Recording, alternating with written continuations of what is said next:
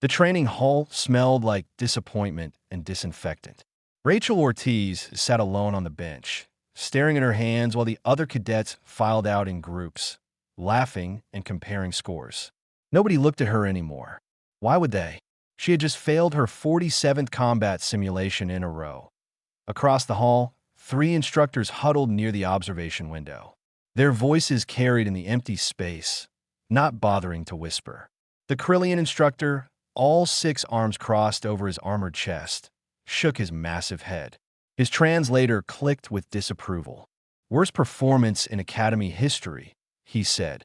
"Every species has produced failures, but this human breaks new ground. She cannot execute a single technique correctly." The Torvan instructor, a female warrior with bronze scales and scars from a dozen campaigns, pulled up Rachel's file on her datapad. Numbers scrolled past in angry red. 0 successful strikes. 0 prope defensiva stanzas. 0 tactical decisions that matched any known combat doctrine from any civilization in the galactic database. "I have trained Salathi monks and Vrak berserkers," the Torvan said. "I have turned cowards into soldiers and soldiers into legends. But this one? She moves like her body has never communicated with her brain." The third instructor, a Salathi with 4 eyes that blinked independently, made a gesture of ritual dismissal. 3 months. 92 standard days. Not one improvement. The kindest thing we can do is send her home before she dies in actual combat. Rachel heard every word. She was used to it. Back on Earth, she had been average at everything. Average grades, average athletics, average life. When the Galactic Defense Academy started accepting human recruits, she thought maybe out here, away from Earth, she could be something more. Something special. Instead, she was spectacularly, historically bad. The door to the training hall hissed open. Commandant Vorn entered, his Krillian frame filling the doorway. He was old by any species standards, with service ribbons from conflicts Rachel could not even pronounce. His 4 eyes fixed on her immediately. "Cadet Ortiz," he said. "My office."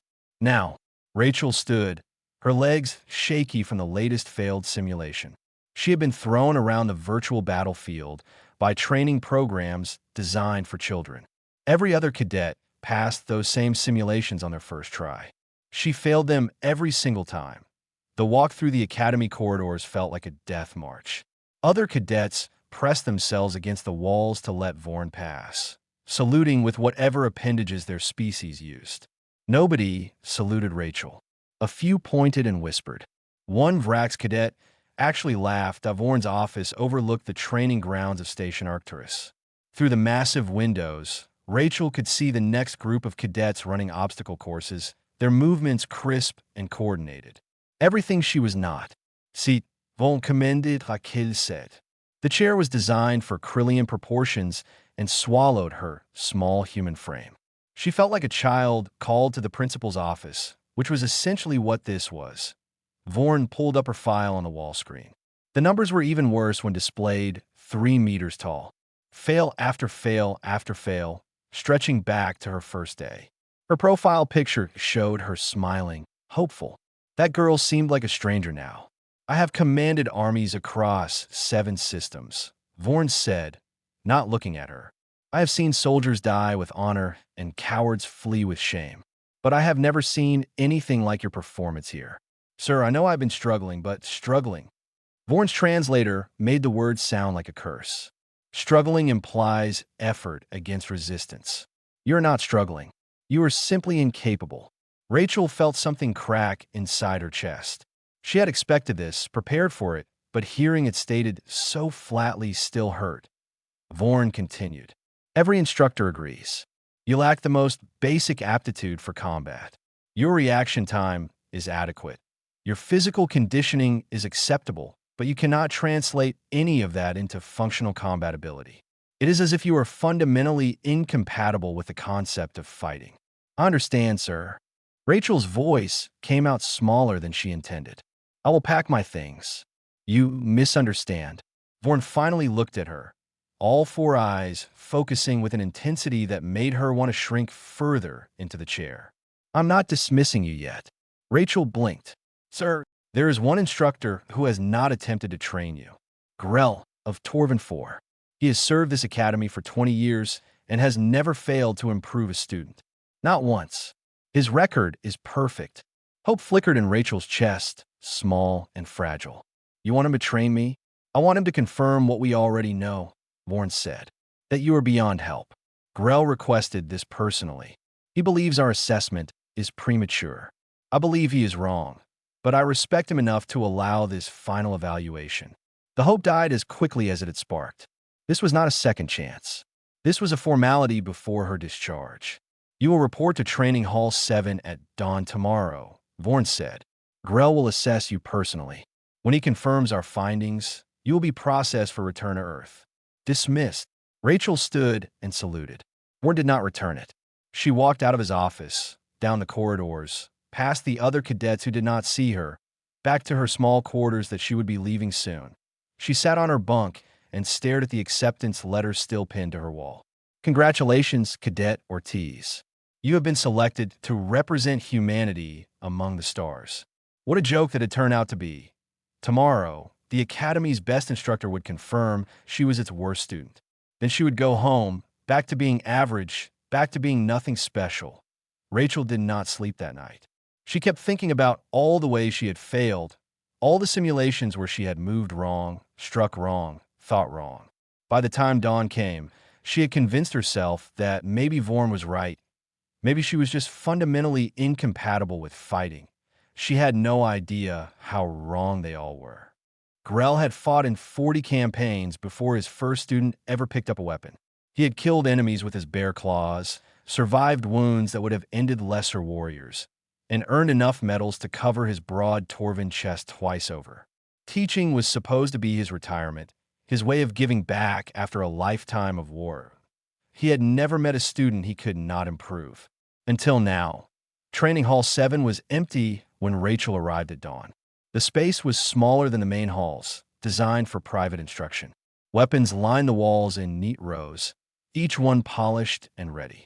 The floor showed scuff marks from thousands of training sessions. Grell stood in the center, his bronze scales catching the overhead lights. He was massive, even for Torvin. 2 meters tall with arms thick as tree trunks and a tail that could break bones with a casual swing. His eyes, predator sharp, tracked Rachel as she entered. Cadet Ortiz, he said. His voice rumbled like distant thunder. I have reviewed your files. Yes, sir. Rachel stood at attention, trying not to show how intimidated she felt. They're the worst performance records I have ever seen. Grell walked around her in a slow circle, examining her like a puzzle he could not quite solve. Every instructor agrees you are hopeless. They want to send you home. Rachel said nothing. What could she say? I disagree, Grell continued. Not because I think they are wrong about your performance. They are absolutely correct. You are terrible, but I have trained students who were terrible before. Terrible can be fixed. What I want to understand is why you are terrible. He stopped in front of her, arms crossed. Show me your basic defensive stance. Rachel moved into position, or tried to. Her feet spread wrong, her weight distributed incorrectly, her arms at angles that left her entire core exposed. She knew it was wrong, even as she did it. Her body just would not cooperate with what her mind understood. Grell studied her for a long moment. Interesting. You clearly know that is incorrect. I can see it in your eyes. Yet you cannot correct it. No, sir. Try again. Slowly. Rachel tried. The result was somehow worse. Her rear foot turned the opposite direction it should. Her hands dropped too low. Her posture twisted awkwardly. Grell made a sound deep in his throat, something between curiosity and frustration. Again, 5 more attempts. 5 more failures. Each one different, but equally wrong. Enough. Grell picked up 2 training batons, the kind designed to simulate blades without causing real harm. We will try a different approach. Defend yourself. He did not wait for her to ready. The attack came fast but controlled, a simple overhead strike that any first-aid cadet should be able to block. Rachel raised her baton, but at completely the wrong angle. The strike should have blown right through her guard. Instead, something strange happened that Rachel's feet shifted, her weight moving in a direction that made no tactical sense. Her baton, held at the wrong angle, somehow redirected Grell's strike past her shoulder. It was not a proper deflection. It should not have worked.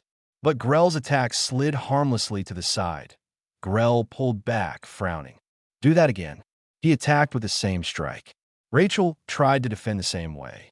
This time her movements were completely different, equally wrong, but again his attack missed. She had not blocked it properly, had not parried correctly, had just moved in a way that put her in the wrong place at the wrong time. Except it was somehow the right place. Grell increased the speed and complexity. Side strike, low sweep, combination attacks that would overwhelm a novice. Rachel failed to defend against any of them correctly. Her stances were disasters. Her blocks were catastrophically wrong. Her footwork violated every principle of combat. But Grell could not hit her point 10 minutes into the session. The Torvan warrior stopped. His breathing was elevated, something that never happened during basic training. He stared at Rachel, who looked confused and worried, like she expected him to start yelling. "How are you doing that?" he asked. "Doing what, sir?" "I am failing to block correctly." "Yes, you are. Every single defense is wrong. But I cannot land a clean hit." Grell walked to the water dispenser, took a long drink. His mind raced through 40 years of combat experience, trying to find an explanation. "We will continue," he said.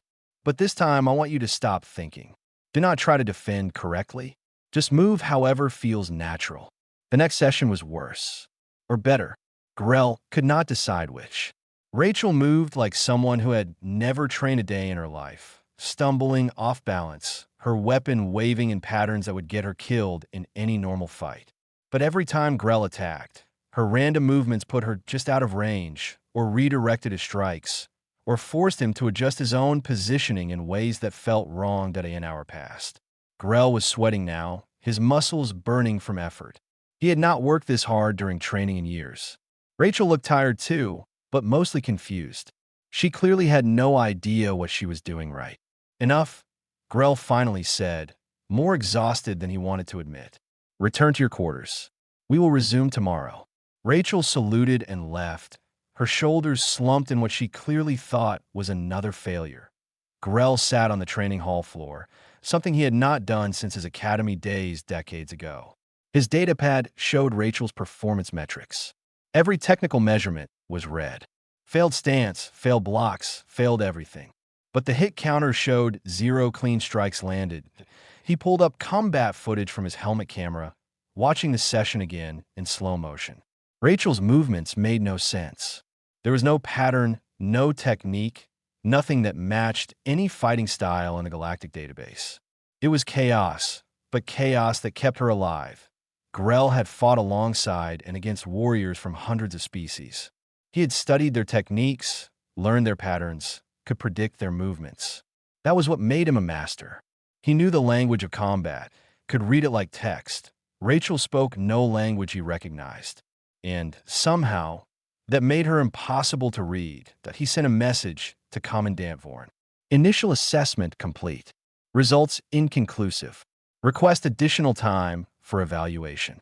Vorn's response came immediately. "Explain." Grell stared at the screen, at the combat footage, at 40 years of experience that told him what he was seeing should not be possible. Finally, he typed, "The cadet is either the worst fighter in Academy history or something we have never encountered before. I need more time to determine which." He did not mention that for the first time in 20 years of teaching, a student had exhausted him. That felt like admitting something he was not ready to face. Word spread through Station Arcturus like fire through dry grass. Grell, the legendary instructor who had never failed to improve a student, could not figure out the human failure. Within 2 days, it became a challenge. Within 3, it became a matter of pride. Master Yovis of the Salathi Temple Monastery was the first to volunteer. She had spent 60 years perfecting the Salathi fighting arts, a discipline that combined meditation, precise movements, and absolute control. She believed that Rachel's problem was mental, not physical. Discipline would fix her. Rachel stood in Training Hall 7 again, this time facing the elderly Salathi. Yovis was small and thin, her four eyes calm and focused. She moved with the grace of flowing water. Combat is not about strength, Yovis said softly. It is about harmony. Your body and mind must become one. Show me the first form. Rachel tried. The Salathi first form was designed for students as young as 5 years old. It consisted of 3 simple movements: step, turn, strike.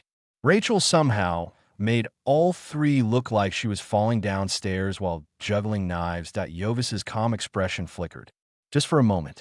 Again, feel the movement, do not think it. Rachel tried to feel instead of think. Her body moved in ways that would have made Yovis's ancestors weep. The step went backward instead of forward. The turn became a wobble. The strike went in a direction that defied geometry.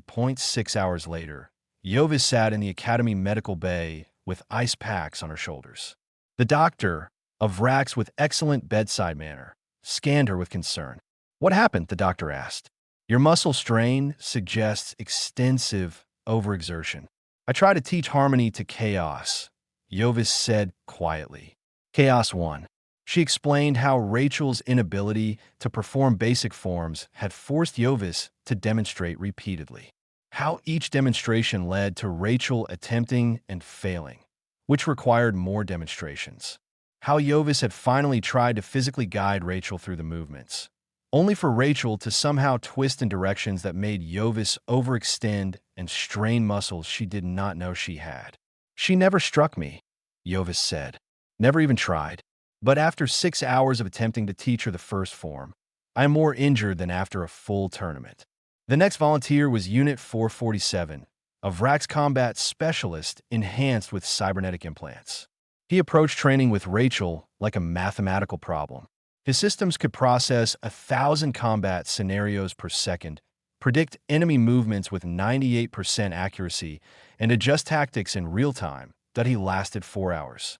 Error. Unit 447 reported to Commandant Vorn, his mechanical voice glitching with what might have been frustration. Student movement patterns do not match any known database entries. Prediction algorithms unable to establish baseline. Recommendation: expand combat database. The database contains fighting styles from 400 species across known space. Vorn said. What exactly do you want to add? Unknown. Unit 447 admitted. Cadet Ortiz does not follow patterns. My systems detected 17,000 micro-adjustments in her movements during our session. None repeated. None matched previous movements. It is as if she invents a new fighting style every second. By the end of the week, 5 more instructors had tried and failed. Each reported the same impossible results. Rachel could not execute a single technique correctly, but none of them could land a clean hit on her either. More concerning, each instructor ended their sessions exhausted, frustrated, and slightly injured from their own overexertion. The Academy's science division became involved. Dr. Prell, a Krillian researcher specializing in xenobiology, set up monitoring equipment in Training Hall 7. Rachel was instructed to spar with a basic combat drone while sensors tracked every movement, every neural signal, every muscle activation. The data made no sense. Her brain activity is normal for combat situations, Dr. Prell explained to the assembled instructors and Commandant Vorn. Elevated heart rate, increased adrenaline, all standard fear responses. But look at this. The screen showed Rachel's neural patterns during combat. Most species showed predictable patterns when fighting, neural pathways lighting up in sequences that corresponded to trained responses. Warriors who had drilled movements thousands of times showed these patterns as bright, efficient highways in the brain. Rachel's brain looked like a fireworks display. Random bursts of activity, no clear pathways, connections forming and dissolving faster than the monitors could track. She is not accessing trained responses, Dr. Prell said, because she has no trained responses. Every movement is improvised in the moment. Her brain is not running programs. It is creating new solutions in real time. That should make her slower, Grell said. Thinking instead of reacting should get her killed. Normally, yes, Dr. Prell agreed. But human brains process information differently than most species. They are less efficient but more adaptable. Where a Krillian warrior might have 10,000 trained responses to choose from, a human might generate 10,000 new responses and pick one that fits the moment. That is madness, Vorn said. That is humanity, Dr. Prell replied. Their entire evolutionary history is chaos. They never unified as a species until recently. Thousands of different cultures, each developing their own fighting styles in isolation. A human warrior might face someone trained in completely different techniques with no common foundation. The room went quiet as the implications sank in. Their brains adapted to expect the unexpected, Dr. Prell continued. Other species developed better warriors. Humans developed warriors who could fight better warriors using completely different rulebooks. Vorn pulled up Rachel's simulation records. But she fails every simulation. If this adaptation is so effective, why does she fail? Because the simulations teach patterns, Grell said slowly, understanding dawning. They reward learning proper techniques. Rachel cannot learn proper techniques. She fights the teaching program itself, not the scenario. Correct, Dr. Prell said. Every simulation is designed to test if a student has learned standard combat doctrine. Rachel has not learned it, cannot learn it, so she fails. But put her against an actual opponent who follows that doctrine, and their training becomes predictable, Grell finished. They all turned to look at the training hall, where Rachel was attempting to clean her uniform properly and somehow making that look complicated. So what do we do with her? Vorn asked. Nobody had an answer. You cannot teach someone who broke everything they learned. You cannot fail someone who cannot be hit. You could not discharge someone who might be the most naturally talented combatant any of them had ever seen, even if she looked like the worst. We test her, Grell said finally. Not against drones or simulations. Against real opponents in a controlled environment. If she is as dangerous as we think, we need to know. Vorn considered this. And if she is truly that effective, then we need to completely rethink how we train humans, Grell said. Because if one untrained human can exhaust 5 veteran instructors, what happens when we stop trying to teach them our way and let them develop their own? The thought hung in the air like smoke from a battlefield, promising change that none of them were quite ready to face. The main arena at Station Arcturus had hosted graduation ceremonies, championship tournaments, and demonstration matches that drew crowd from across the sector. Today, it hosted something nobody had ever seen before, a test to determine if incompetence could be weaponized. Rachel stood in the center of the arena floor, looking very small under the massive dome ceiling. She wore standard training armor and held a practice weapon that she could not use properly. Around her, 3 instructors took their positions, forming a triangle. All volunteers, all veterans that in the observation deck above. Every instructor and senior staff member watched. Word had spread beyond the academy. Military observers from half a dozen species occupied the guest boxes. If the human truly represented a new form of combat effectiveness, they wanted to see it firsthand. Commandant Vorn's voice echoed through the arena. This is a controlled evaluation. Safety protocols active. Instructors will use full combat technique. Cadet Ortiz, you are instructed to defend yourself by any means you see fit. No restrictions on method. Rachel nodded, her heart pounding so hard she could feel in her throat. She had no idea what any of this meant. All she knew was that after weeks of failure, they were putting her in an arena with 3 warriors who could each probably defeat 10 normal cadets without effort. Begin. The Krillian instructor, a 6-armed warrior named Voss, moved first.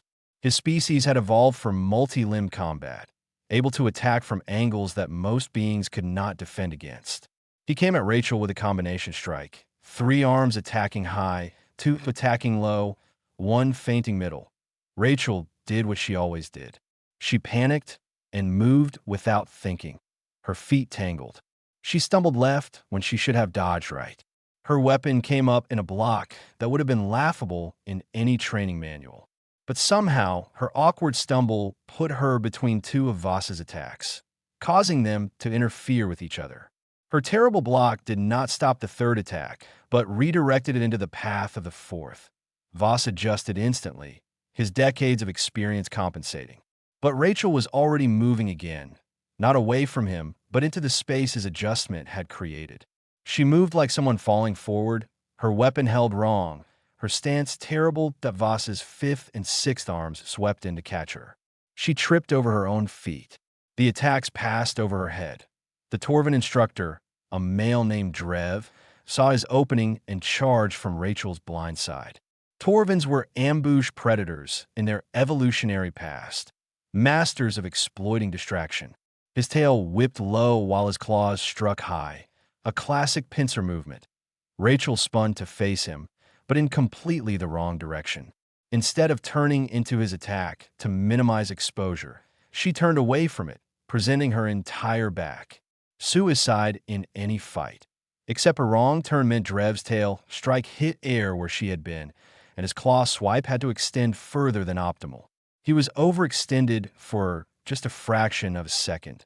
That was when the third instructor, a Salathi named Bryn, attacked. She moved like water, flowing into the space Rachel should have occupied, her strikes precise and perfectly timed to catch someone dodging away from Drev. Rachel was not where she should have been. She had turned wrong, stumbled wrong, moved wrong. Bryn's perfect strike hit nothing but air. All three instructors now had to reset, reposition, reassess. It had been 5 seconds. They attacked again, this time coordinating better. Voss from the front, Drev from the right, Bryn from the left. Nois caperuts. Textbook formation for multiple combatants. This should have ended it. Rachel did something that made the observers gasp. She ran directly at Voss, not away from the trap but into it. Her run was ungainly. Her weapon held at her side like she had forgotten she was holding it.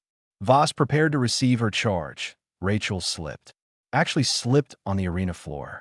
Her feet went out from under her, and she slid beneath Voss's defensive position like a baseball player stealing home. Completely accidental. Absolutely wrong. Perfectly effective. Drev and Bryn had committed to their attacks on the space Rachel should have occupied.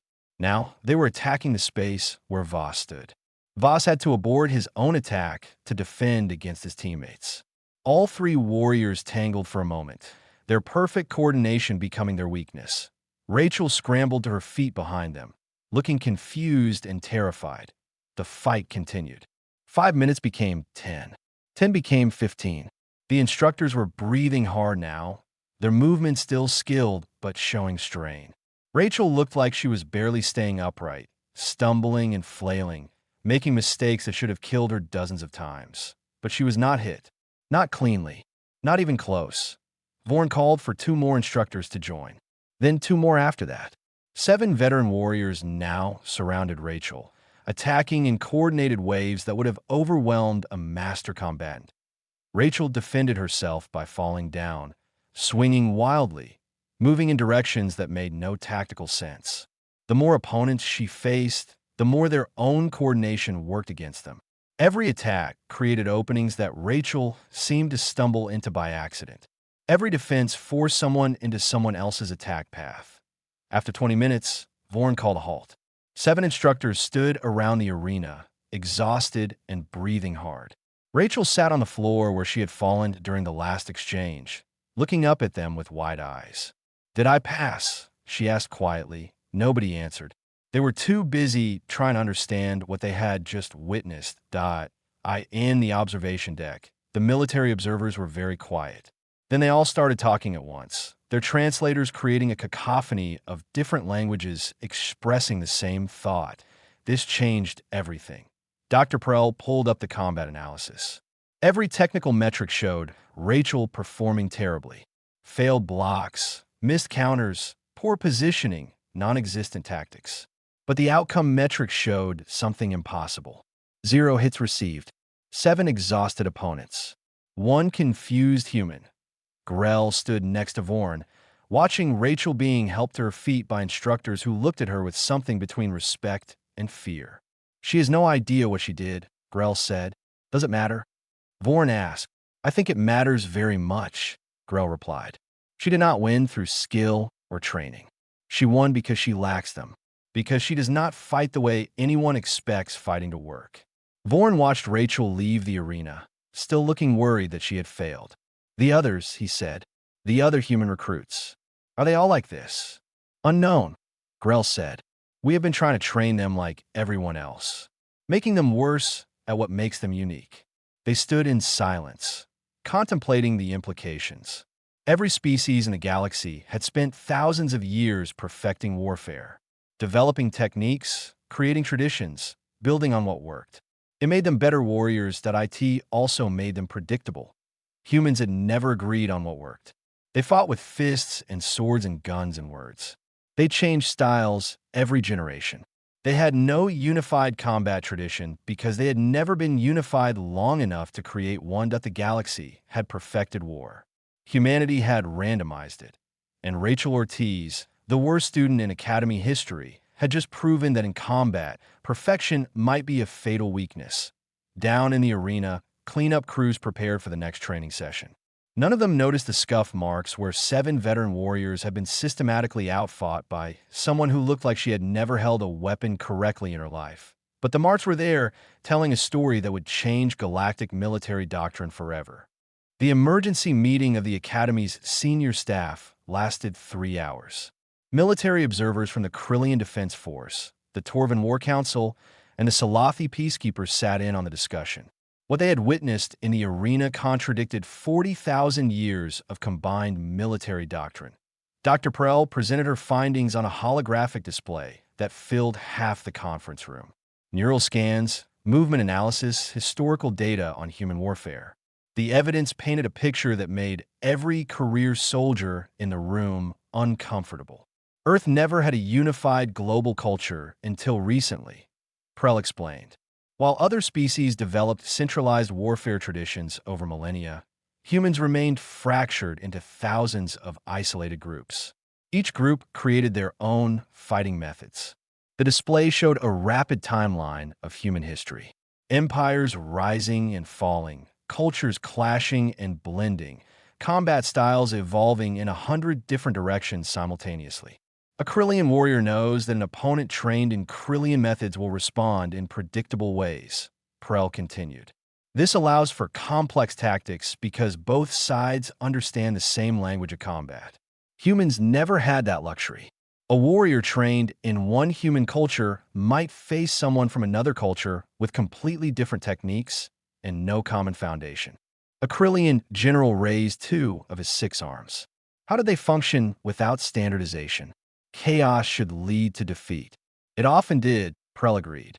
Human military history is filled with catastrophic failures, but it also forced their brains to adapt. They could not rely on training alone. They had to improvise constantly. The display shifted to Rachel's neural scans during the arena match. Most species show strong neural pathways when fighting, evidence of trained responses. Human brains show less efficiency, but more flexibility. They generate new solutions in real time rather than selecting from a library of known techniques. Grell leaned forward, studying the data. This explains why traditional training fails with Cadet Ortiz. We're trying to give her a library of techniques when her brain is designed to write new ones every second. Correct, Prell said. Every time we teach her a proper stance or strike, we are actually limiting her natural ability. We are making her worse. The room erupted in discussion. The concept went against everything they knew about combat training. You made warriors better by teaching them, drilling them, perfecting their technique. The idea that you could make someone more dangerous by not training them was absurd. Vorn called for silence. We need practical answers. If humans cannot be trained conventionally, how do we turn them into effective soldiers? We tested that, Grell said. We put Cadet Ortiz against trained opponents with no restrictions. She defeated 7 veterans while looking like she had never fought before in her life. One test, the Krillian general said, against training weapons in a controlled environment. Then we test further, Vorn decided, but with higher stakes. 3 days later, Rachel faced her second evaluation, this time against advanced combat drones in the Academy's tactical simulation facility. The drones were programmed with combat data from every major military force in known space. They adapted in real time, learning from their opponent's movements. 10 drones entered the facility. Rachel stood in the center, Holding a practice rifle, she could not aim properly. The drones attacked with textbook precision, coordinating their fire to eliminate escape routes, forcing their target into kill zones. Standard tactical doctrine that had won battles across 100 worlds. Rachel ran in the wrong direction. She fired her rifle while not looking at targets. She took cover behind positions that left her exposed. Every choice was wrong. The drones could not hit her. Their targeting systems, designed to predict movement based on tactical logic, kept calculating where she should go. Rachel went everywhere else. When they adapted their predictions to account for her unpredictability, she accidentally stumbled into doing exactly what they had predicted, but wrong. 15 minutes later, all 10 drones lay disabled. Rachel had somehow managed to shoot them while aiming at completely different targets. Ricochets, missed shots that hit by accident, blind fire that found marks she could not see. The combat report listed her accuracy as 12%, but accuracy did not matter when you fired in directions enemies could not predict. The military observers watched the playback in silence. Finally, the Salafi peacekeeper representative spoke.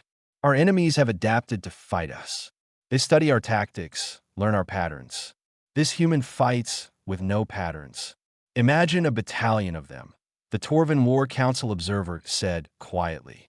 Warriors who cannot be predicted because they do not follow any doctrine. It would be chaos, the Krillian general said. Exactly, Vorn replied. Over the next week, the Academy tested the other human recruits. Results varied, but a pattern emerged. Humans who struggled most with traditional training showed the most effectiveness in actual combat scenarios. Those who had learned proper technique became more predictable, easier to counter. The best human fighters were the ones who looked worst on paper. Rachel was called to Vorn's office again. This time, Grell and Dr. Perel were present. The atmosphere was different from her last visit. Nobody looked at her like a failure. Cadet Ortiz, Vorn began. Your performance evaluations remain the worst in Academy history. Rachel's heart sank. However, Vorn continued. Your combat effectiveness ratings are the highest we have ever recorded for a recruit. Rachel blinked. Sir, we have been training you incorrectly, Grell said, trying to make you fight like us. It made you worse at what you naturally do better. Dr. Prell pulled up displays showing Rachel's various test results. You fail every test designed to measure proper technique. You pass every test designed to measure actual combat survival. The Academy has decided to create a new training program for human recruits. A program based on what? Rachel asked, confused. Based on not training you at all, Grell said.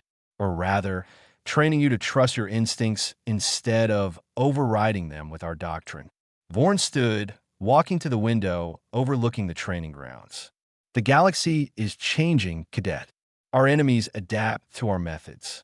We need warriors who fight in ways enemies cannot adapt to because there is nothing consistent to adapt to. He turned back to Rachel. You're being promoted to specialist status. You will work with our tactical research division to help develop new combat protocols for human soldiers. Protocols that embrace chaos instead of fighting it. I do not understand, Rachel said. I'm the worst student here. Yes, Vorn agreed. Which makes you our most valuable asset. The implications of his words settled over the room like snow. For thousands of years, the galaxy had pursued perfection in warfare. Better weapons, better tactics, better training. The idea that imperfection could be an advantage contradicted everything.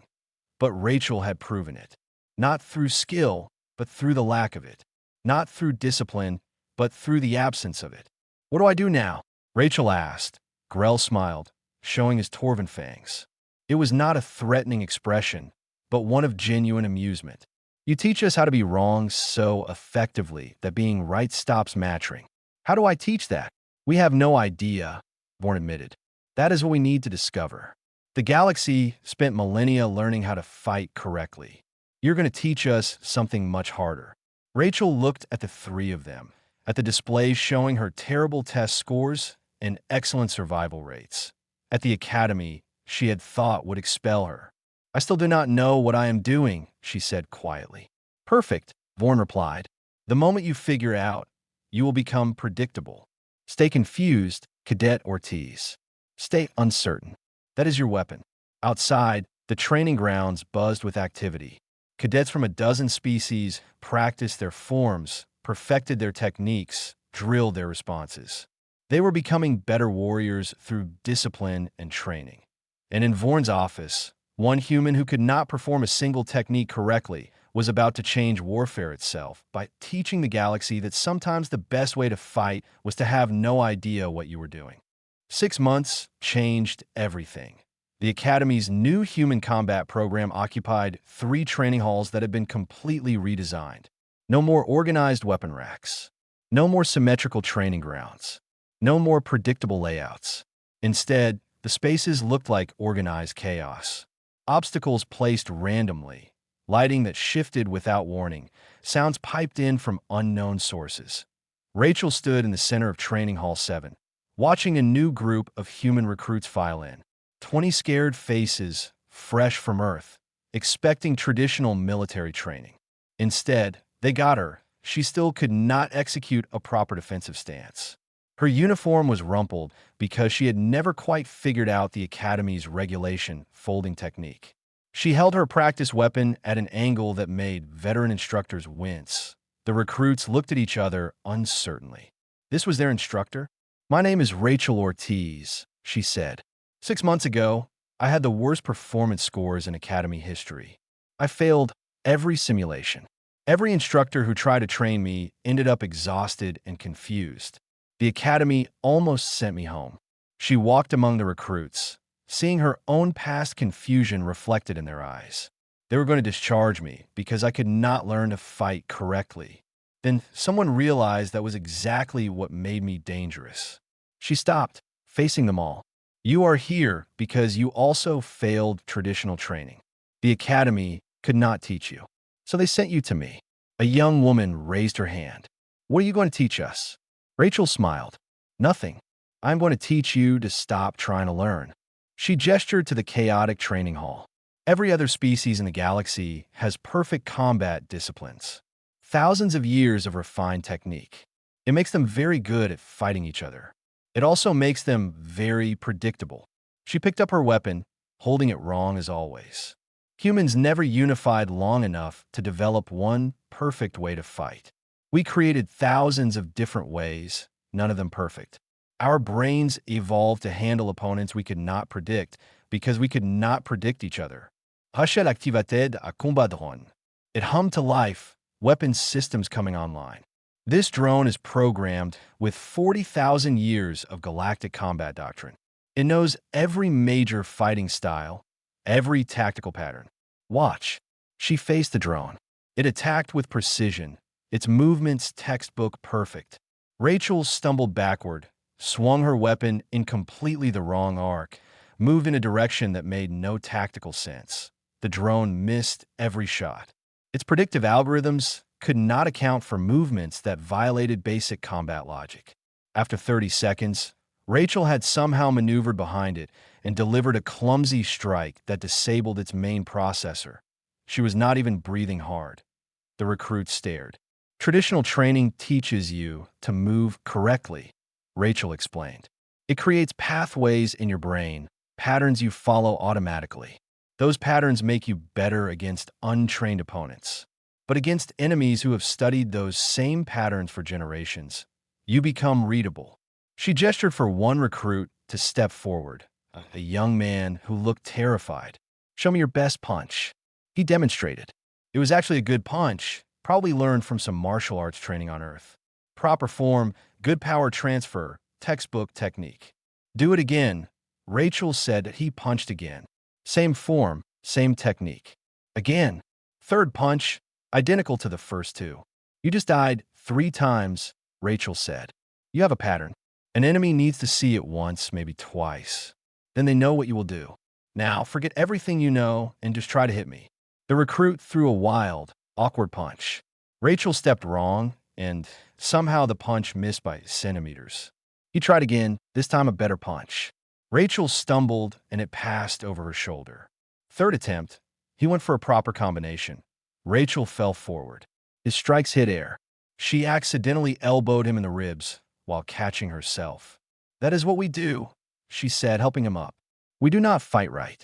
We fight wrong in ways that cannot be predicted because we do not even know what we are doing." Over the following weeks, the program developed, not through lesson plans or structured training, but through controlled chaos. Recruits sparred against each other with instructions to do everything incorrectly. They fought drones programmed to counter perfect technique. They learned to stop thinking and start reacting. The results were documented in files that military forces across the galaxy requested copies of. Human recruits who scored failing grades on every technical evaluation showed combat effectiveness ratings that exceeded veteran warriors.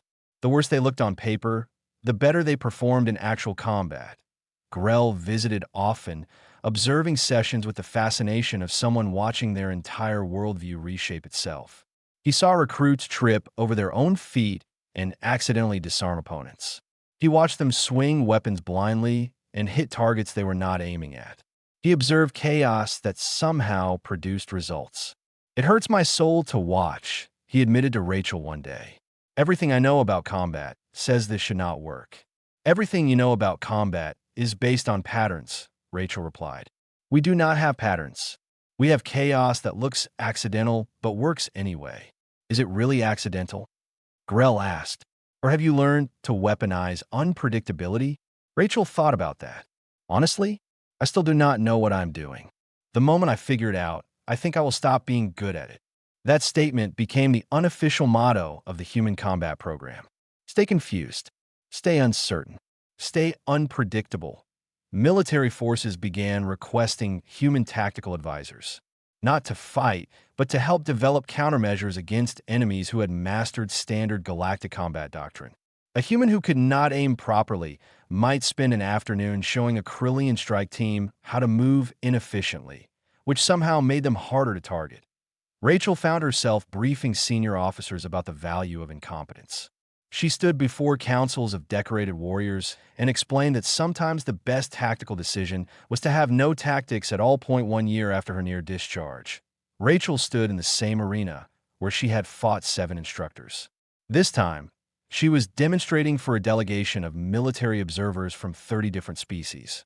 The Academy's new class of recruits sat in the observation deck, watching .3 advanced combat drones enter the arena, followed by 4 veteran instructors. 7 opponents, all programmed or trained to counter perfect combat technique. Rachel held her weapon wrong. Her stance was terrible. She looked like someone who had never fought before. The attack came from all sides. Coordinated, precise, overwhelming. Rachel tripped. She swung wildly. She moved in directions that made no sense. Every movement was wrong.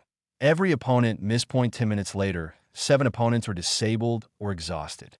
Rachel stood in the center of the arena, looking confused about what had just happened. Again, the observers were silent. Then one Torvan general started applauding. Others joined. Within seconds, the entire delegation was on their feet, making whatever gestures of respect their species used. They were applauding incompetence. And they meant it. After the demonstration, a Krillian admiral approached Rachel. "My forces have spent decades perfecting our combat doctrine," he said. "You have shown me that perfection can be a weakness. How do we adapt?" Rachel smiled. "You do not adapt. That is the point. Adaptation creates new patterns. New patterns become predictable. You need to stay imperfect. How does one train for imperfection?" "You stop training for it," Rachel said. "You just do it." The admiral left shaking his head, but he was smiling. Understanding that you did not understand was apparently the first step. That night, Rachel sat in her quarters looking at her old acceptance letter, still pinned to the wall. "Congratulations, Cadet Ortiz. You have been selected to represent humanity among the stars." She had represented humanity, all right, by being exactly what humans were: chaotic, unpredictable, impossible to fully understand. The galaxy had spent millennia learning to fight correctly. One confused human from Earth had taught them that being wrong could be more powerful than being right. Outside her window, Station Arcturus gleamed against the stars. In training halls across the facility, human recruits stumbled and flailed and failed every technical test. And in doing so, they became the most effective combat specialists the Academy had ever produced. Rachel smiled at her reflection. She still did not know what she was doing. That was exactly how she liked it. The galaxy had declared her a combat failure. Then they realized no instructor could stand against her. Now she was teaching everyone else that sometimes the best way to fight was to have no idea how fighting worked. It was madness. It was chaos. It was perfectly, wonderfully human. And it worked.